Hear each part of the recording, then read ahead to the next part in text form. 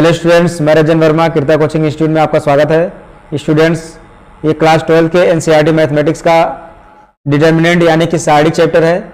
ये डिटर्मिनेंट का प्रश्नावली 4.3 है। इसके जितने भी क्वेश्चन हैं बहुत ही सिंपल हैं। इसमें सिर्फ त्रिभुजों के क्षेत्रफल ज्ञात करने हैं, यानी उसी से संबंधित पूरे क्वेश्चन हैं। और इसके पहले के जितने क्वेश्चन थे, जितने अभ्यास हैं, वो सबके सब करा दिए गए हैं। जाकर के प्ले लिस्ट में देख सकते हैं या फिर इसका लिंक डिस्क्रिप्शन बॉक्स में मिल जाएगा, वहाँ से भी देख सकते हैं। तो चलिए शुरू करते हैं। पहला क्वेश्चन, निम्नलिखित प्रत्येक में दिए गए शीर्ष बिंदुओं वाले त्रिभुजों का क्षेत्रफल ज्ञात कीजिए। इसमें हमको त्रिभुजों का क्षेत्रफल निकालना है। तो ये पहला है 1 0 6 0 और 4 3। तो इसका हम क्षेत्रफल कैसे निकालेंगे? हाई स्कूल में भी पढ़ चुके होंगे इसका क्षेत्रफल निकालने की विधि। अगर त्रिभुज के 3 शीर्ष दिए हुए हैं तो उसका क्षेत्रफल कैसे निकाला जाता है। तो फार्मूला पढ़े थे, लेकिन यहाँ पर हमको मैट्रिक्स विधि से लगाना है। तो कैसे लगाया जाएगा? तो इसका फार्मूला होता है क्षेत्रफल का, इसका फार्मूला होता है x1 y1 x2 y2 x3 y3 और यहाँ रहेगा 1 1 1। ये इतना हो गया। अगर इसको हम प्रसार कर दें x1 x2 x3 यानी कि c1 के सापेक्ष अगर प्रसार कर दें तो जो फार्मूला बन के आएगा वो वही फार्मूला बन के आएगा जो हाई स्कूल में दिया हुआ है। हाई स्कूल के त्रिभुज के क्षेत्रफल जो निकालना है उसमें यही फार्मूला बन के आएगा अगर x1 x2 x3 के सापेक्ष प्रसार कर दें तो मान रख दें यहाँ पर हम। तो 1/2 मान दिया हुआ है x1 y1 यानी 1 0, यहाँ लिख देंगे 1 0। और x2 y2 ये 6 0 है तो यहाँ हो जाएगा 6 0। और x3 y3 का मान है 4 3, ये 4 3 हो जाएगा और 1 1 1 वैसे रहेगा। अब इसको हम प्रसार कर देंगे, मान आसानी से आ जाएगा। तो यहाँ पर देखा जाए तो ये 0 है। तो अगर 0 है यहाँ पर और 3 के सापेक्ष हम प्रसार कर दें तो ये लाइन तो पूरा कट जाएगा। और 0 को अगर हम करेंगे प्रसारित तो 0 का मान तो 0 ही रहेगा, गुणा करेंगे तो 0 ही आएगा। तो यहाँ लिख देंगे 3।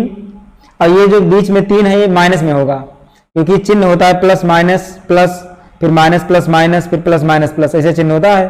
तो अब 3 के सापेक्ष प्रसार करेंगे हम, इसको लगा देंगे मॉड। अब -3 1 का नम 1 और माइनस 6 का नम 6। इसको मॉड में इसलिए रख रहे हैं क्योंकि ये मान हल करने पर नेगेटिव में भी आ सकता है, जबकि क्षेत्रफल नेगेटिव होता नहीं है, वो होता है पॉजिटिव में। इसलिए हमने मॉड लगा दिया। ये मॉड इस पे लगाया जाता है ताकि मान नेगेटिव में ना आए। तो 1/2 6 में से घटा -5, -5 गुणे -3 ये हो जाएगा 15। तो ये मान बन गया 15/2 वर्ग इकाई या वर्ग मात्रक। तो हमने यहाँ 3 के सापेक्ष प्रसार किया है, तो इसको चाहो तो इसके सापेक्ष भी प्रसार कर सकते हैं, यानी R1 के सापेक्ष भी हम इसको प्रसार कर सकते हैं।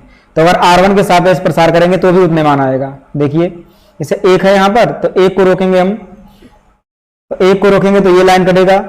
तो 0 का 1 से गुणा 0 और -3 का 1 से गुणा 3। अब आएगा 0 की बारी, तो लिखेंगे -0, क्योंकि ये जो स्थान है ये 1 2 का स्थान है, यानी ये 1 2 का स्थान है। तो 0 हो गया। तो ये लाइन कटेगा पूरा, तो आएगा 6 का 1 से गुणा 6 और -4 का 1 से गुणा 4, ऐसे प्लस। अब बारी आएगा 1 का, अब ये वाला वैल्यू लिया जाएगा तो लिखेंगे +1। ये लाइन कटेगा पूरा, तो क्षेत्र 18 -4 0 0, तो 18 -0। अब इसको सॉल्व कर देंगे तो 1/2 ये -3 और +0 यानी -3 0 तो -3 ही रहेगा। 1 से गुणा करेंगे तो भी -3, 0 से गुणा करेंगे पूरे को तो 0 हो जाएगा। ये 18 में से 0 घटाएंगे 18 ही आएगा। 1 से गुणा करेंगे तो भी 18 ही रहेगा। अब 18 में से 3 को घटा देंगे तो आ जाएगा +15, तो ये हो जाएगा 15/2। तो आंसर उतना ही आया, वर्ग इकाई। तो इसको किसी के सापेक्ष भी हल करेंगे तो मान इसका उतना ही आएगा, चाहे इसके सापेक्ष प्रसार करें या इसके सापेक्ष या इसके सापेक्ष, किसी के भी सापेक्ष प्रसार करें तो वैल्यू इसका उतना ही आने वाला है, मान हमेशा उतना ही आएगा। इसका दूसरा वाला है 2 7 1 1 और 10 8। ये इतना मान है, इसको 1 1 कर देंगे 1/2। अब इसका एरिया भी ऐसे निकाला जाएगा, तो 1/2 को ऐसे लिख लेंगे। 2 के सापेक्ष प्रसार करेंगे पहले, तो 1 का नम 1 8 का नम 8, 1 -8, फिर -7। 7 को लिखा जाएगा नेगेटिव में क्योंकि ये नेगेटिव मान होता है, तो ये 7 वाले लाइन कट जाएगा। तो 1 का नम 1 10 का नम 10, तो 1 -10 और +1 के सापेक्ष तो 1 वाली लाइन कट जाएगी, ये लाइन कट जाएगी। तो 8 का नम 8 -10 का नम 10, तो 8 -10 अब इसको सॉल्व करेंगे, 1/2, 8 में से गया 7, ये -7 दूनी 14, -14 बचा। 10 में से गया 9 तो -9, 9 7 63, तो माइनस माइनस प्लस 63। 10 में से 8 गया -2 तो -2 आया, और -2 और ये +1 तो ये हो जाएगा -2। अब इसको सॉल्व करेंगे, 14 और 2 माइनस में है तो -14 2 16 और +63, तो 1/2, 13 में से 6 गया 7 और 5 में से गया 4, ये आ गया 47/2। 47/2 मान आ गया वर्ग इकाई। ये इसका आंसर आ गया, क्षेत्रफल आ गया ये 47/2। अब इसी तरह से लगाएंगे तीसरे वाले को, तीसरा वाला मान भी लगा लेंगे यहीं पर। तीसरा है -2 -3, तीसरे वाले का है -2 -3 और है 3 2 और मान दिया -1 -8, -1 -8, अब बाकी लिख देंगे 1 1 1।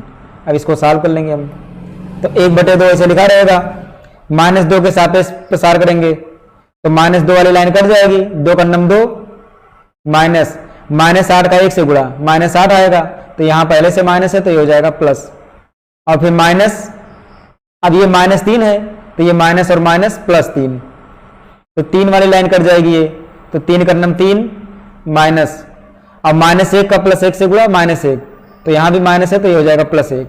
अब 1 के सापेक्ष तो 1 वाली लाइन कट जाएगा पूरा, तो -8 का 3 से गुणा तो -24 और -1 का 2 से गुणा, 2 का नम 2 -2, तो यहां भी माइनस है तो हो जाएगा +2, तो 1/2, 8 और 2 10, 10 दूना 20 -20, 3 1 4, 4 3 12 +12, 24 में से 2 घटेगा -22, -22 का 1 से गुणा -22, तो 1/2, 20 और 22 ये दोनों माइनस में हैं तो दोनों जुड़ जाएंगे, तो -42 + 12, अब एक माइनस दूसरा प्लस, अब ये घटेगा, 2 में से 2 गया 0, 4 में से गया 3, -30 आ गया क्योंकि माइनस वाला मान बड़ा है।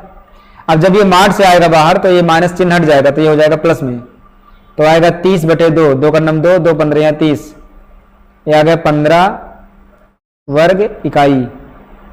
अगर मार्ट ना होता तो ये मान माइनस में आता, तो ये माइनस में नहीं रहेगा क्योंकि ये क्षेत्रफल है। अब ये दूसरा वाला क्वेश्चन है, दर्शाइए कि बिंदु ये स्मॉल ए बी प्लस सी, ये दोनों ये पॉइंट है x1 और y1 के, b ये b c प्लस ये है x2 और y2 के पॉइंट है, ये c वाला दिया है c a प्लस b, तो यह x3 और y3 के मान। कह रहा है संरेख है, इसको हमें सिद्ध करना कि संरेख है, तो संरेख तभी होता है जब त्रिभुज का क्षेत्रफल 0 हो जाए, क्योंकि कोई अगर 3 बिंदु दिया है, एक बिंदु ये दिया है मान लो, दूसरा बिंदु यहां पर है B और तीसरा बिंदु यहां है C, ये संरेख का मतलब होता है कि तीनों एक ही लाइन में हो, एक ही रेखा में तीनों बिंदु हो। तो एक ही रेखा में कब होगा ये, जब इसका क्षेत्रफल 0 हो जाए, क्योंकि जब तीनों बिंदु एक ही रेखा में हो जाएंगी तो त्रिभुज बनाएगा नहीं, और जब त्रिभुज बनेगा नहीं तो क्षेत्रफल नहीं आएगा, तो इसलिए इसका क्षेत्रफल हो जाएगा 0। तो हमको संरेख दिखाने का मतलब है त्रिभुज का क्षेत्रफल 0 दिखाना, तो यहां लिख देंगे क्योंकि संरेख के लिए,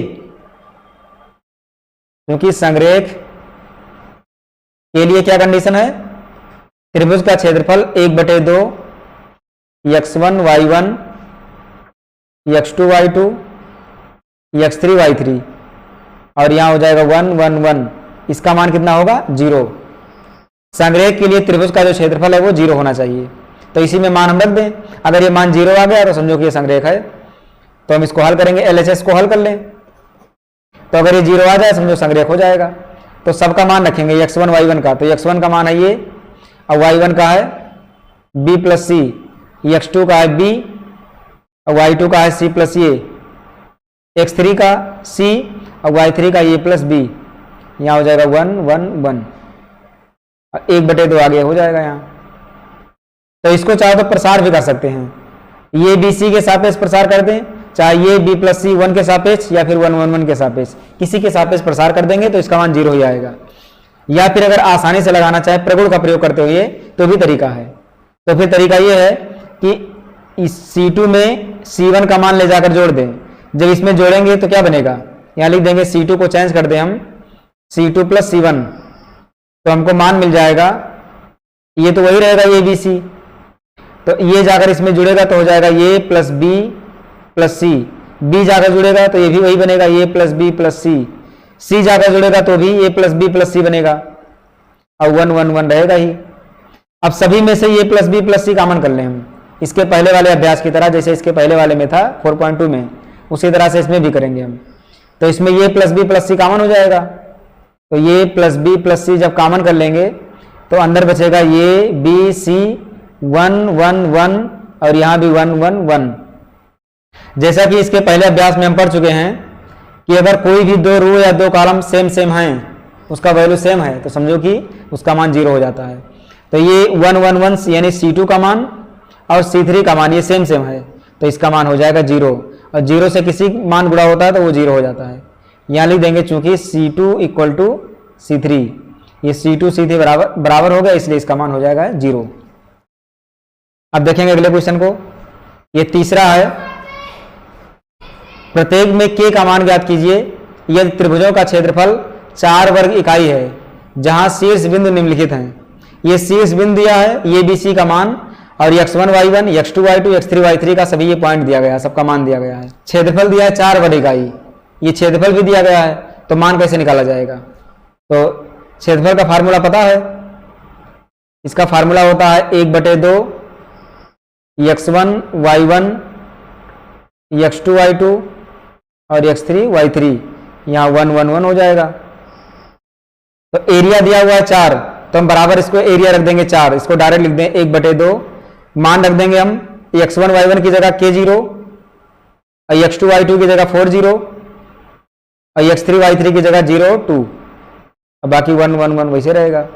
इक्वल टू इसका क्षेत्रफल दिया है 4 वर्ग इकाई, तो बराबर कर देंगे 4, यहाँ बाएं तरफ रखना चाहिए लेकिन हम दाएं कर दे रहे हैं क्या, ताकि हल करने में आसान रहे। तो हमको k का मान निकालना है, अब इसको सॉल्व कर लेंगे, k का मान आसानी से आ जाएगा। तो 1/2, अब इसको प्रसार कर दें हम, इसका चाहे तो ऐसे भी प्रसार कर सकते हैं, ये 2 0 आ गया तो इस कॉलम में यहाँ 2 है तो 2 के सापेक्ष भी प्रसार कर सकते हैं तो भी माना जाएगा, या फिर ऊपर से ही प्रसार करें। तो ऊपर से प्रसार करेंगे तो लिखेंगे k, अब k वाला लाइन पूरा कटेगा, तो 1 का 0 से गुणा 0, 2 का 1 से गुणा 2, तो 0 - 2 और फिर -0, तो 0 के सापेक्ष प्रसार करेंगे तो ये लाइन और ये लाइन कटेगा, तो 4 का नम 4 माइनस 0 का नम 0, तो ये 4 - 0 और प्लस यहाँ 1 है तो 1 लिखेंगे, तो 1 वाली लाइन और ये लाइन कट जाएगा, तो 4 दूनी 8, 0 का 0 से गुणा 0, तो 8 - 0 इक्वल टू 4।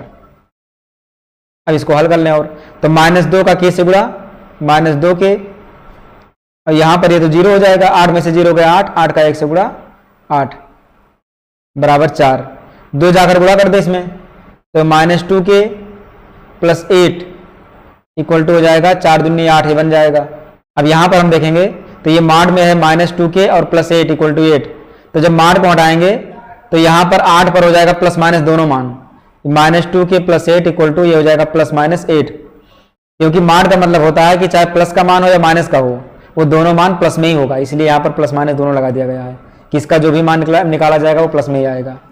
तो अब दोनों चिन्हों को बारी बारी से लेना पड़ेगा, एक बार लिख देंगे पॉजिटिव लेने पर, यानी पॉजिटिव वाला अगर साइन लेंगे तब क्या आएगा, तो -2 के प्लस 8 इक्वल टू 8, तो 8 से 8 कट जाएगा तो -2 के इक्वल टू 0 और k इक्वल टू हो जाएगा 0, तब k का मान 0 आ जाएगा। जब नेगेटिव साइन लेंगे तब, अगर नेगेटिव साइन लिया जाएगा तब आएगा -2 के प्लस 8 इक्वल टू -8, तो -2 के इक्वल टू -8, प्लस 8 इधर है तो उधर जाएगा तो ये भी माइनस में हो जाएगा। अब -8 हो जाएगा -16, माइनस माइनस कट गया, 2 का नम 2, 2 8 16, तो k का मान आ गया 8, यानी k के 2 वैल्यू आ गए, एक तो आया 0, दूसरा आया 8, ये k का 2 वैल्यू आ गया, चाहे 0 रख दें या फिर 8 रख दें। अब इसी तरह से दूसरे वाले को भी लगाना है, तो इसका दूसरा वाला दिया गया है -2, 0, 0, 4 और 0, k, ये 3 वैल्यू दिए गए हैं। और इसका क्षेत्रफल है 4, इसका 4 क्षेत्रफल दिया तो हमको इसमें से k का मान निकालना है, तो वही तरीका 1/2 -2 0 0 4 और 0 k, यहाँ पर हो जाएगा 1 1 1, इक्वल टू 4। तो 2 जाकर 4 से गुणा हो जाएगा, तो -2 0 1 0 4 1 0 के 1। जब 2 जाकर गुणा हो जाएगा तो 2 चौक 8 आ जाएगा। अब इसको हम सॉल्व करें, तो इसको चाहो तो हम -2 के सापेक्ष प्रसार कर दें, क्योंकि यहाँ पर 2 जीरो पहले से ही है, और जब डबल जीरो एक कॉलम में आ गया तो इसके सापेक्ष प्रसार कर देंगे, आराम से मान आ जाएगा। तो -2 के सापेक्ष अगर प्रसार करेंगे हम तो ये लाइन कट जाएगा, 4 का नम 4 और माइनस के, बस चाहो तो इतना ही मान लिख सकते हैं, क्योंकि अगर इसके सापेक्ष हम प्रसार करेंगे C1 के सापेक्ष तो ये मान हो गया, बाकी ये दोनों मान 0 हो जाएंगे, तो भी मान इतना आने वाला है। अब इसमें हम मान को हटा देंगे, तो ये -2 चौक 8 और माइनस माइनस प्लस 2 के, और जब मान को हटाएंगे तो ये प्लस माइनस दोनों चिन्ह आ जाएगा।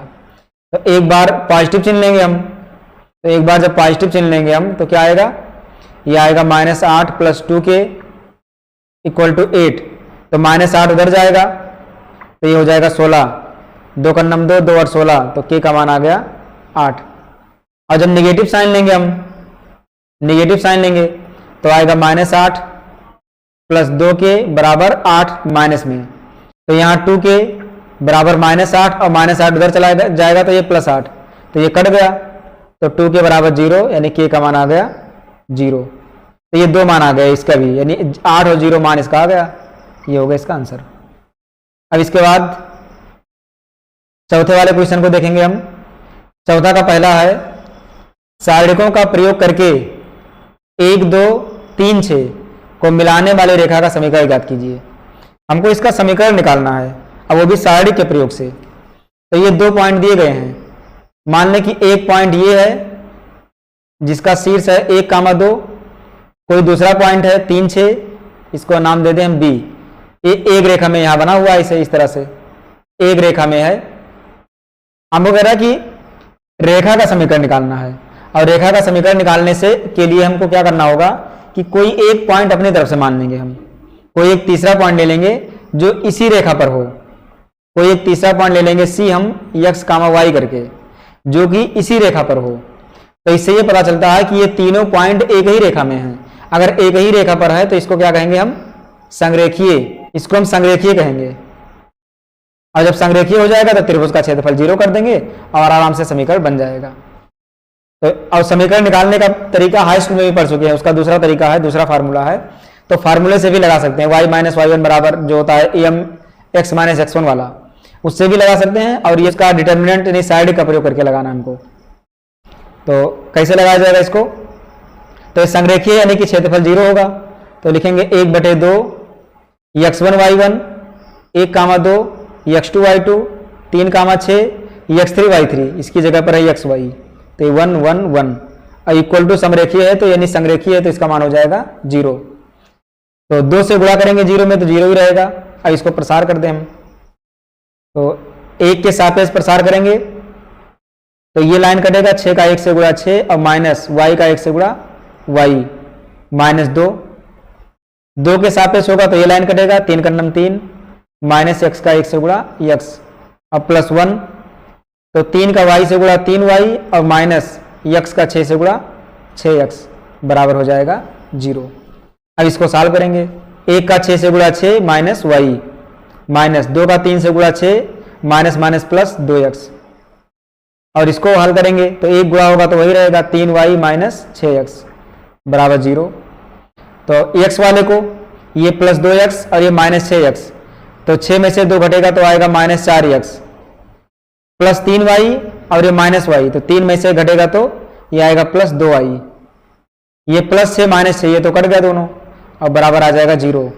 इसमें चाहो तो -2 कॉमन कर सकते हैं, तो -2 कॉमन करेंगे तो आएगा ये 2x और माइनस कॉमन करेंगे तो प्लस वाला माइनस हो जाएगा, -y बराबर 0। -2 को भेज देंगे 0 के नीचे तो 2x - y बराबर 0, ये हो जाएगा इसका समीकरण। ये रेखा का समीकरण हो गया। इसके दूसरे वाले क्वेश्चन को भी लगा सकते हैं, सारणिकों का प्रयोग करके 3 1 9 3 को मिलाने वाले रेखा का समीकरण ज्ञात कीजिए। ये भी सेम तरीका, 1/2 त्रिभुज का क्षेत्रफल लिखेंगे 3, 1 9, 3 और कोई एक तीसरा बिंदु ले लेंगे जो कि इसी रेखा पर हो, तो इसको मान लेंगे xy, यहाँ पर 1 1 1, संरेखीय है तो बराबर 0, अब हल कर लेंगे, आराम से आ जाएगा। तो 3 को रोकेंगे हम तो ये लाइन कटेगा, 3 का नम 3 माइनस वाई, इसी तरह से -1 ये लाइन कटेगा तो 9 का नम 9 माइनस एक्स और फिर प्लस 1 तो 9i अब माइनस एक्स का 3 से गुणा 3x बराबर 0। अब गुणा कर दो इसको, 3 त्रिक का 9 माइनस 3y माइनस 9 माइनस अंदर जाएगा तो ये प्लस x और प्लस 9y और माइनस 3x बराबर 0।